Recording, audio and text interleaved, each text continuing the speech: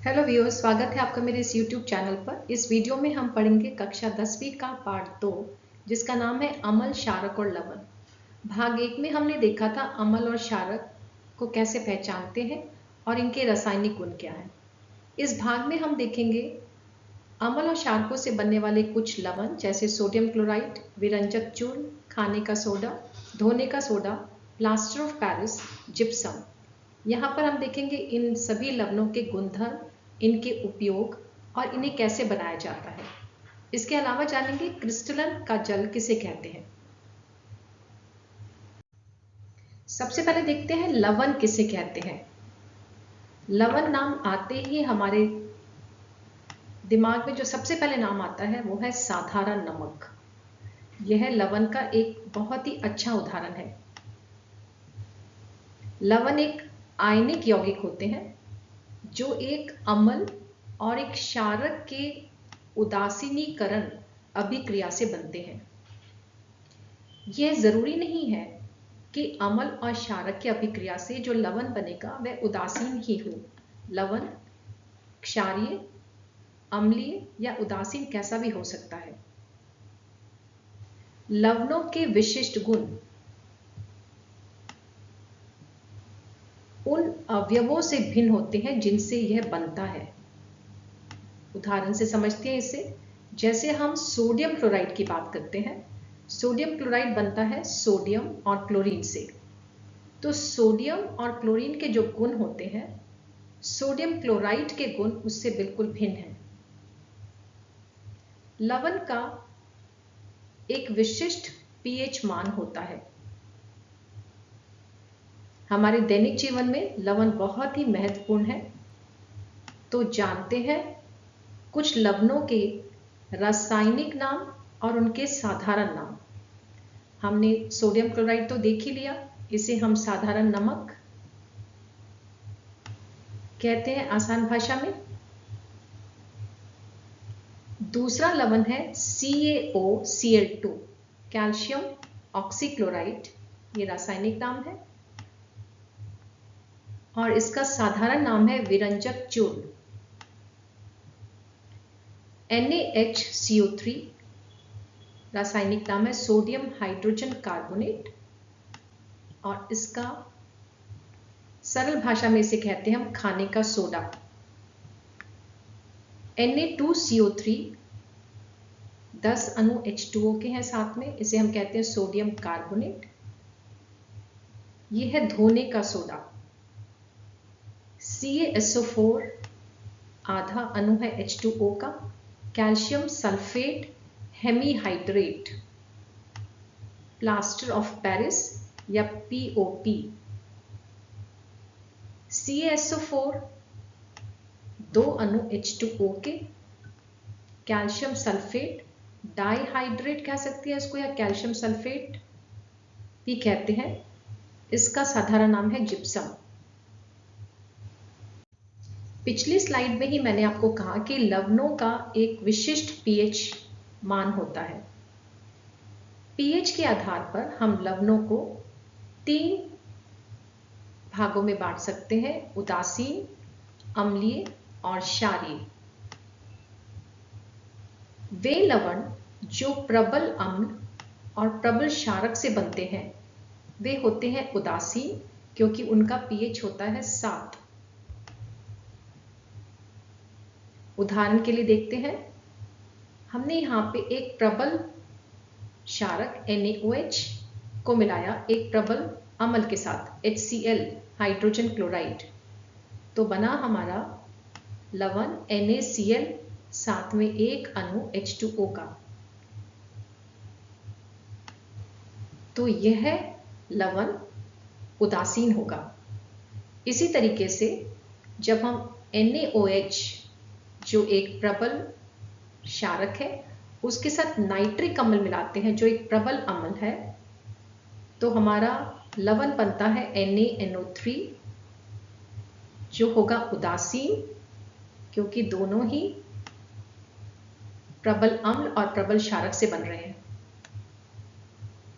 तीसरा उदाहरण है, यदि हमने पोटेशियम हाइड्रोक्साइड को मिलाया सल्फ्यूरिक अम्ल के साथ, दोनों ही प्रबल है, क्षारक भी और अम्ल भी, तो बनता है K2SO4। यह लवण भी उदासीन होगा। चौथा उदाहरण है पोटेशियम हाइड्रोक्साइड, जो एक प्रबल क्षारक था, उसे मिलाया हाइड्रोजन क्लोराइड से, एक प्रबल अम्ल से, तो बना KCl पोटेशियम क्लोराइड। यह एक उदासीन लवण है। सभी अभिक्रियाओं में साथ में एक अणु H2O भी बनेगा। हम ये जानते ही हैं, जब अम्ल और क्षारक अभिक्रिया करते हैं तो बनता है लवण और साथ में जल। इसी तरीके से अम्लीय लवण बनेगा जब प्रबल अम्ल एक दुर्बल क्षारक से अभिक्रिया करता है।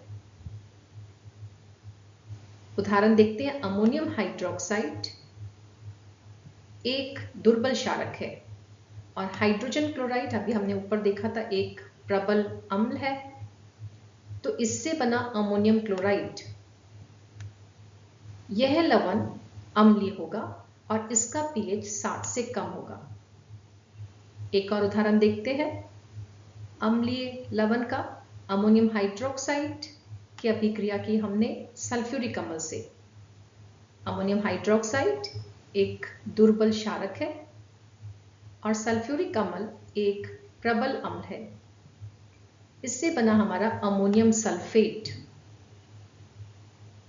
जो एक अम्लीय लवण है और इसका pH 7 से कम होगा। तीसरी तरह के लवण जो बनते हैं जिनका pH 7 से ज्यादा होता है, वो होते हैं क्षारीय, क्योंकि ये बनते हैं एक दुर्बल अम्ल की अभिक्रिया जब होती है एक प्रबल क्षारक से। तो यहाँ पे प्रबल क्षारक हमने लिया कैल्शियम हाइड्रोक्साइड। इसकी अभिक्रिया जब की हमने एक दुर्बल अम्ल से, कार्बोनिक अम्ल से, तो बना CaCO3 क्षारीय लवण, जिसका pH होगा 7 से ज्यादा। ऐसे ही सोडियम हाइड्रोक्साइड जो एक प्रबल क्षारक है, इसकी अभिक्रिया की कार्बोनिक अम्ल से जो एक दुर्बल अम्ल है, तो बना Na2CO3 सोडियम कार्बोनेट। यह भी एक क्षारीय लवण है। तीसरी अभिक्रिया देखिए, लिथियम हाइड्रोक्साइड। यह एक प्रबल क्षारक है। अभिक्रिया की इसकी दुर्बल अम्ल से, हाइड्रोजन फ्लोराइड, तो बना लिथियम फ्लोराइड LiF। यह लवण क्षारीय होगा जिसका pH 7 से ज्यादा होगा। तो इस तरह से लवण उदासीन, अम्लीय और क्षारीय हो सकते हैं। तो अब देखेंगे अम्ल और क्षारक से बनने वाले कुछ लवणों के बारे में। सबसे पहले जानते हैं साधारण नमक। अभी मैंने बताया था कि यह एक बहुत ही मुख्य उदाहरण है लवणों का। इसका रासायनिक नाम है सोडियम क्लोराइड और सूत्र है NaCl। इसे साधारण नमक कहा जाता है। समुद्री जल से वाष्पीकरण द्वारा इसे निकाला जाता है। यदि इसमें कोई अशुद्धियां रह जाती हैं, जैसे मैग्नीशियम क्लोराइड, मैग्नीशियम सल्फेट, तो इन्हें उपयुक्त तरीकों से अलग किया जाता है। साधारण नमक समुद्र में चट्टानों के रूप में भी पाया जाता है। यदि समुद्र सूख गए हैं तो ये चट्टान का रूप धारण किए हुए हैं और इन्हें कोयले की तरह खानों से निकाला जाता है, इसीलिए इसका नाम खनिज नमक भी है। नमक पानी में घुलनशील है।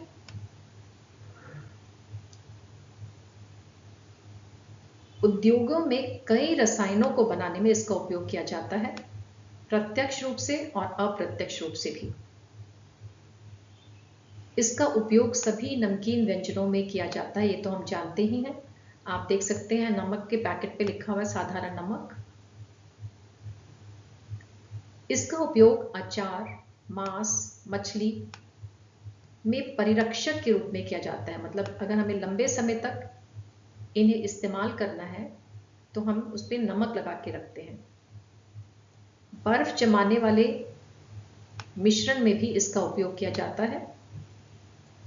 साबुन के निर्माण में नमक का इस्तेमाल होता है। आप देख सकते हैं साबुन के बार के ऊपर लिखा हुआ है, नमक है इसमें। मिट्टी के बर्तनों को ग्लेज देने के लिए, ग्लेज होता है चमक देने के लिए, इसका उपयोग किया जाता है।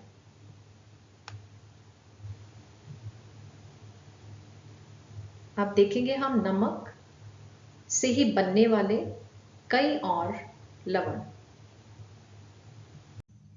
सोडियम क्लोराइड से बनने वाला एक उत्पाद है सोडियम हाइड्रोक्साइड, एक क्षारक जिसका रासायनिक सूत्र है NaOH। इसे साधारण भाषा में कास्टिक सोडा कहा जाता है।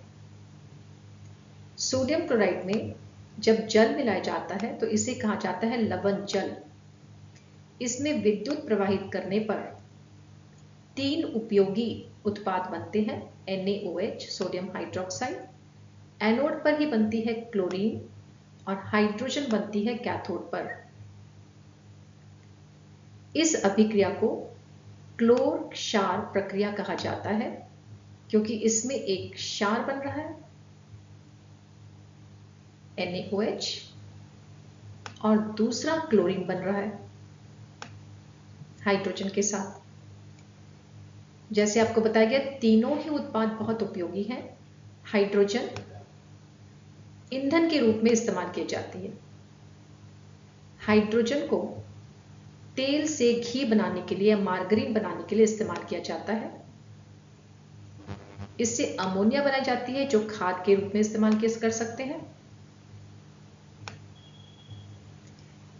इसी तरीके से क्लोरीन भी बहुत उपयोगी है। यह रोगाणुनाशक और कीटनाशक होती है, इसलिए जल की सफाई के लिए इसका इस्तेमाल किया जाता है। इसे स्विमिंग पूल में डाला जाता है पानी की सफाई के लिए।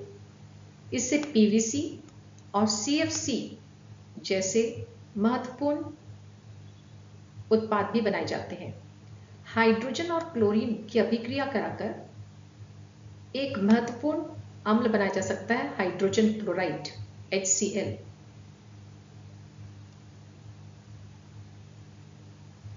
सोडियम हाइड्रोक्साइड जो एक प्रयोगशाला में महत्वपूर्ण क्षारक है, इसका प्रयोग धातुओं से ग्रीस हटाने के लिए किया जाता है। इसका प्रयोग साबुन तथा मार्जक में भी होता है। यहाँ पे आप देख सकते हैं हार्पिक में सोडियम हाइड्रोक्साइड है। कागज बनाने के लिए सोडियम हाइड्रोक्साइड का उपयोग किया जाता है। कृत्रिम फाइबर बनाने के लिए इसका उपयोग किया जाता है। सोडियम हाइड्रोक्साइड की यदि क्लोरीन से अभिक्रिया की जाए तो इससे एक विरंजक भी बनाया जा सकता है। तो इतने उपयोगी उत्पाद हैं, इसीलिए इन उत्पादों के उपयोगों को हमें याद करना है। पिछले स्लाइड में जैसे हमने देखा था, यदि हम क्लोरीन को सोडियम हाइड्रोक्साइड के साथ अभिक्रिया कराते हैं तो बनता है विरंजक। ऐसे ही क्लोरीन को शुष्क बुझे हुए चूने के साथ अभिक्रिया कराने पर बनता है कैल्शियम ऑक्सीक्लोराइड, जिसका रासायनिक सूत्र है CaOCl2। यह एक विरंजक चूर्ण है। यहाँ पे आप अभिक्रिया देख सकते हैं, क्या शुष्क बुझे हुए चूने की क्लोरीन के साथ बना CaOCl2, साथ में एक अणु H2O का। विरंजक चूर्ण के उपयोग वस्त्र उद्योग में कपास और लिनन को विरंजित करने के लिए किया जाता है। कागज उद्योग में लकड़ी की लुगदी का विरंजन किया जाता है। यह एक उपचायक के रूप में भी इस्तेमाल किया जाता है। पीने के पानी में उसको कीटाणु रहित बनाने के लिए इसका उपयोग किया जाता है। साधारण नमक या सोडियम क्लोराइड से बनता है एक और मुख्य उत्पाद सोडियम हाइड्रोजन कार्बोनेट, जिसे साधारण भाषा में बेकिंग सोडा कहा जाता है। इसका रासायनिक सूत्र है NaHCO3।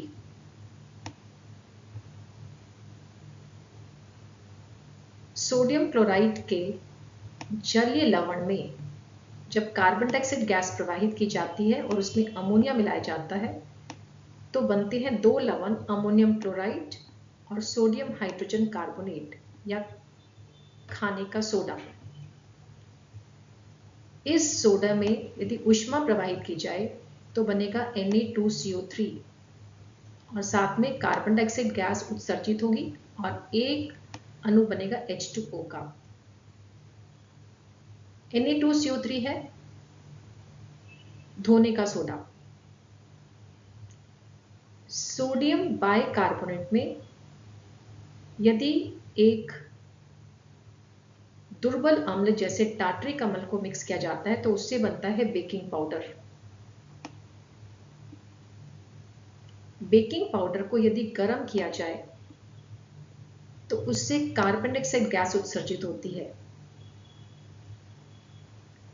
इसीलिए जब बेकिंग सोडा या बेकिंग पाउडर को खाने में इस्तेमाल किया जाता है, गर्म करने पर जो कार्बन डाइऑक्साइड गैस निकलती है उससे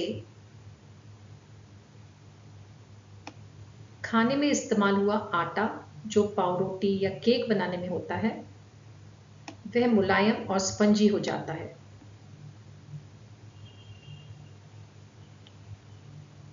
सोडियम हाइड्रोजन कार्बोनेट और बेकिंग पाउडर के हमारे किचन में बहुत ही ज़्यादा उपयोग हैं। खाना बनाने में तो ये इस्तेमाल होते ही हैं। इसके अलावा ये एंटासिड के रूप में भी उपयोग में लाया जाता है। अपच होने की स्थिति में अम्ल को इस क्षारक से अभिक्रिया करा के उदासीन बनाया जा सकता है। यह सोडा अम्ल अग्निशामक में भी प्रयोग किया जाता है।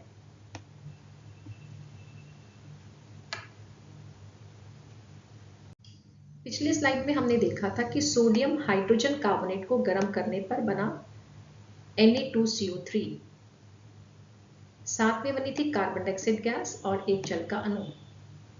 ये Na2CO3 ही है सोडियम कार्बोनेट जिसे हम धोने का सोडा कहते हैं। हम कह सकते हैं कि इसे हमने अप्रत्यक्ष रूप से सोडियम क्लोराइड से प्राप्त किया, क्योंकि सोडियम क्लोराइड से हमारा बना सोडियम हाइड्रोजन कार्बोनेट और इसे गर्म करने पर हमारा बना सोडियम कार्बोनेट। तो सोडियम कार्बोनेट को जब जल के साथ गर्म किया जाता है, इसका सांद्र घोल बनाया जाता है और इसे ठंडा किया जाता है तो ये क्रिस्टलीकृत हो जाता है, जिससे बनता है हमारा Na2CO3 10 अणु पानी के। धोने के सोडे के उपयोग तो हम जानते हैं, इसे घरों में साफ सफाई के लिए उपयोग किया जाता है। क्या आप जानते हैं इसका उपयोग कांच, साबुन और कागज उद्योगों में भी है। बोरेक्स जैसे सोडियम यौगिक में भी इसका इस्तेमाल किया जाता है। कठोर जल जिसमें कैल्शियम और मैग्नीशियम आयन होते हैं, उसकी कठोरता को हटाने के लिए इसका प्रयोग किया जाता है। आपने देखा होगा रासायनिक सूत्र के साथ कई बार इस तरह जल के अणु लिखे होते हैं। पिछले स्लाइड में भी हमने देखा था सोडियम कार्बोनेट के साथ हमने लिखा था 10 जल के अणु। इन्हें कहा जाता है क्रिस्टलन का जल। क्रिस्टलन का जल एक सूत्र इकाई में जल के निश्चित अणुओं की संख्या होती है। कॉपर सल्फेट में 5 जल के अणु हैं जो उसे नीला बनाता है। यदि हम इस रसायन को गर्म करेंगे तो इससे यह डीक्रिस्टलीकृत हो जाएगा, पानी अलग हो जाएगा और कॉपर सल्फेट का रंग सफेद हो जाएगा। यदि हम इसमें पानी मिला दें तो यह सफेद रंग कॉपर सल्फेट का फिर से नीला हो जाएगा, क्योंकि इसमें 5 जल के अणु मिल जाएंगे और यह पुनः क्रिस्टलीकृत हो जाएगा। इस तरीके से हम देखेंगे दूसरे रसायनों में भी क्रिस्टलन के जल होते हैं, जैसे CaSO4 हेमीहाइड्रेट या प्लास्टर ऑफ पेरिस में आधा जल का अणु है। कैल्शियम सल्फेट, डाइहाइड्रेट या जिप्सम में 2 जल के अणु हैं।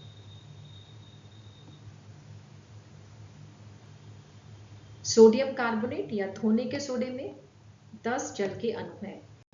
ये सभी क्रिस्टलन के जल हमें याद करने हैं।